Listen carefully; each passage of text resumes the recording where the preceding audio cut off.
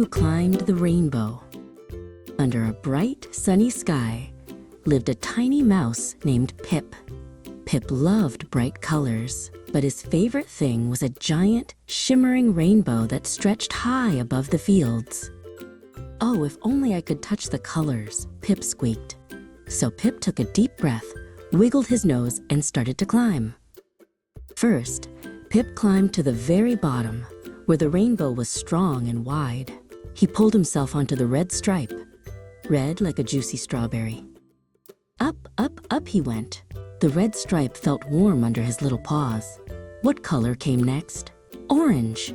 Orange like a sweet clementine. Pip scrambled onto the orange stripe. Wow! From up here, the world looked like tiny patches of green and blue. He took a little mouse break. Now for the next color. Pip bounced up and reached the yellow stripe. Yellow like the sunshine itself, it made him feel happy and bright. Climbing higher still, Pip reached the green. Green like the biggest, freshest leaf in the forest. Pip wiggled his ears in delight. Then came blue. Blue like the brightest ribbon, or the deepest swimming pool. It felt cool and refreshing after the warm yellow and orange.